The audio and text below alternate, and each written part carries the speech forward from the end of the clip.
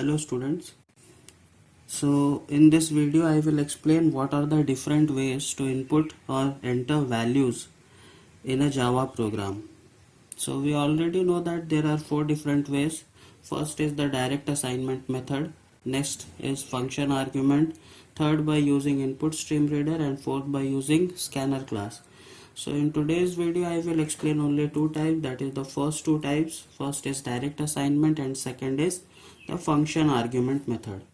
I will take a question as enter values of principal, rate and time and calculate simple interest. So let us see the first method first. In the first method, how we will start the program.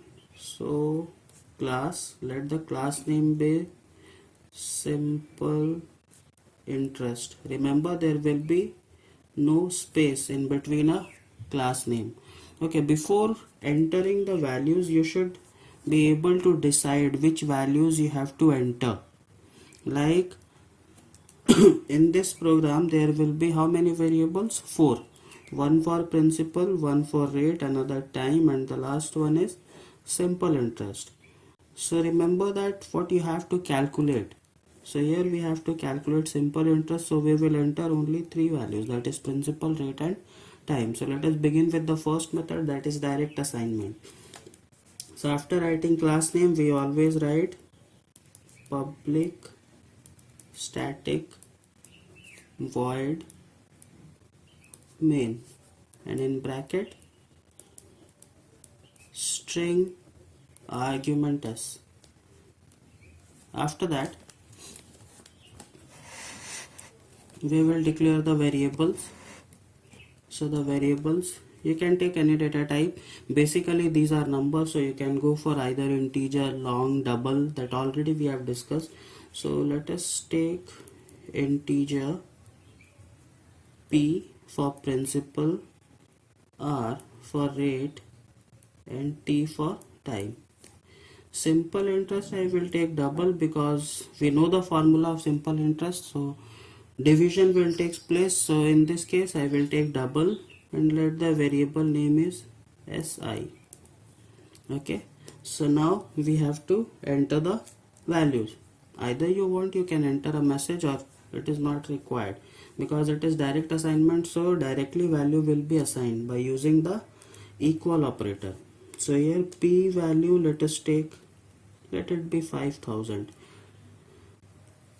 One more thing you need to remember, don't use any unit like here rupees 5000, no, it will be wrong. Similarly r is equal to, suppose I want the value as 10%, so you will enter only 10, don't use the percent sign.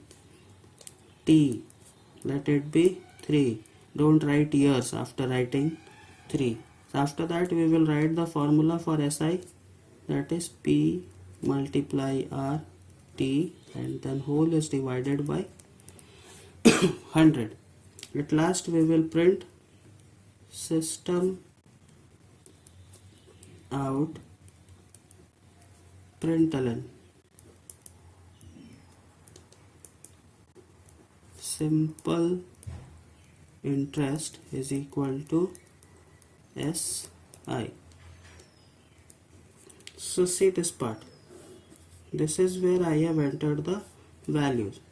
So this is your input part, okay, and this part is the calculation part. So that's why we are not using any input part over here. It will calculate and then the value will be stored in this variable si. So this is the first method. In the second method, what you can do, I will not write again the whole part. Okay, see class simple interest. Now public static void main. So till now we have written string args in public static void main, but since it is the function argument method, in this method we pass the values in bracket of main. I will not write the bracket over here, in the next line I will start, but it will take it here only. Okay, so public static void means how many values we have to enter, principal, rate and time. So those we will write here. Int p, int r, and int t.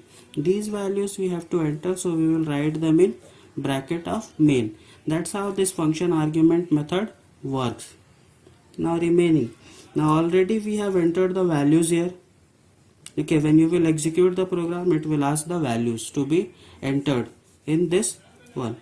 Only thing required now, take double SI and then write the formula of SI, that is P R into T divided by 100,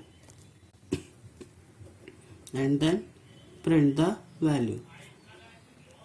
System out println simple interest is equal to plus SI. So you can see there is a difference between these two methods, how we enter values. Okay, in the first method you can see here we have to assign the values by using the equal operator. In the second method we are not using any equal operator over here, simply we have written these in bracket. Don't forget to write the data type for each variable separately. Okay, because it is a function argument. In function argument we have to write we have to write data type for each variable separately, not like the previous one where I have used int p comma r comma t in a single line declaration. There it is called declaration, here it is called passing of values. So that is the difference between these two. So practice these two types. Some programs are given in the book. Okay, in the next video I will explain the remaining two types. Okay.